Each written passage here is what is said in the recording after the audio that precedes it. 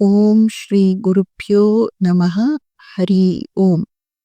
ಶ್ರೀಮಾತೆ ಶ್ರೀ ಶಾರದಾ ದೇವಿಯವರ ಜನ್ಮದಿನ ಇಂದು.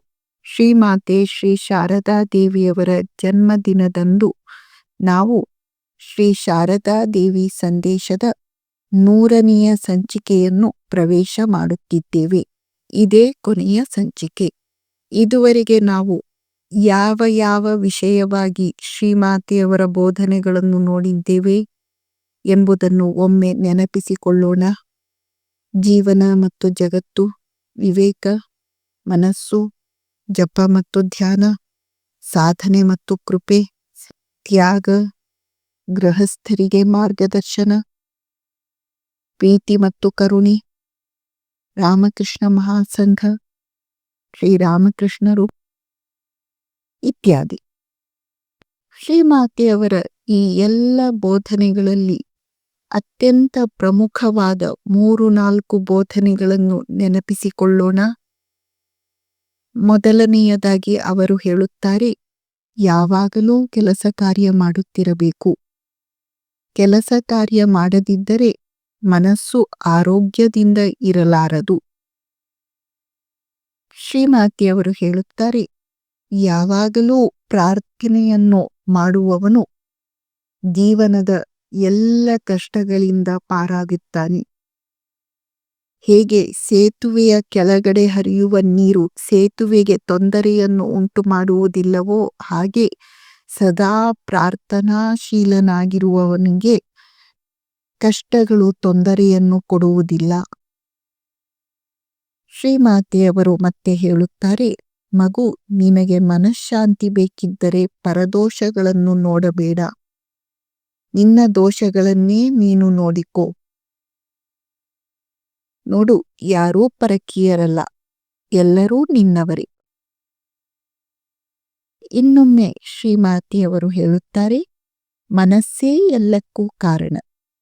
ಶುಚಿ, ಅಶುಚಿ, ಸರಿ, ತಪ್ಪು ಇವೆಲ್ಲ ಮನಸ್ಸಿನೊಳಗೇ ಇವೆ.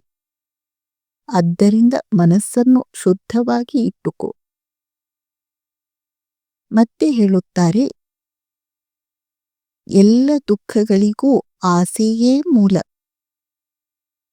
ಮನಸ್ಸನ್ನು ಆಸೆಗಳಿಂದ ಪಾರಾಗಿಸುವಲ್ಲಿ ಸಾಧನೆಯ ರಹಸ್ಯ ಅಡಗಿದೆ.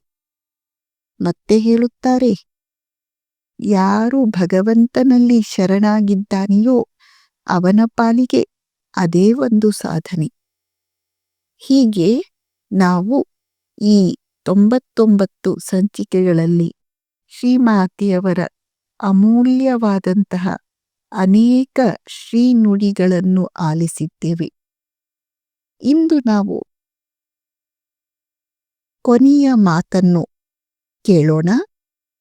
ಶ್ರೀಮಾತೆಯವರು ಹೇಳುತ್ತಿದ್ದಾರೆ, ಮಗು, ನೀನು ಸಂಕಟದಿಂದ ಪಾರಾಗಲಿ ಎನ್ನುವುದೇ ನನ್ನ ಆಸೆ. ಆದ್ದರಿಂದಲೇ ನಾನು ಈ ಸಲಹೆಗಳನ್ನೆಲ್ಲ ಕೊಡುತ್ತಿರುವುದು. ಮಗು, ನೀನು ಸಂಕಟದಿಂದ ಪಾರಾಗಲಿ ಎನ್ನುವುದೇ ನನ್ನ ಆಸೆ. ಆದ್ದರಿಂದಲೇ ನಾನು ಈ ಸಲಹೆಗಳನ್ನೆಲ್ಲ ಕೊಡುತ್ತಿರುವುದು. ನಾನು ಹೇಳುವುದನ್ನೆಲ್ಲ ನೀನು ಅರ್ಥ ಮಾಡಿಕೊಳ್ಳುತ್ತೀಯಾ? ಹಾಗಾದರೆ ನನ್ನ ಹೊರೆ ಎಷ್ಟೋ ಕಡಿಮೆಯಾಗುತ್ತದೆ. ಶ್ರೀಮಾತೆಯವರ ಬೋಧನೆಗಳನ್ನು ಅರ್ಥ ಮಾಡಿಕೊಂಡು ಅದನ್ನು ನಮ್ಮ ಜೀವನದಲ್ಲಿ ಪರಿಪಾಲಿಸುವ ಪ್ರಯತ್ನವನ್ನು ಮಾಡುವ ಮೂಲಕ ಶ್ರೀಮಾತೆಯವರ ಹೊರೆಯನ್ನು ಹಗುರಗೊಳಿಸುವ ಒಂದು ಸುಲಭ ಕೆಲಸವನ್ನು ನಾವು ಶ್ರೀಮಾತೆಯವರ ಕೃಪೆಯಿಂದಲೇ ಮಾಡುವ ಸಂಕಲ್ಪವನ್ನು ಶ್ರೀಮಾತೆಯವರ ಈ ಶುಭ ಜನ್ಮದಿನದಂದು ಕೈಗೊಳ್ಳೋಣ. ನಮಸ್ಕಾರ.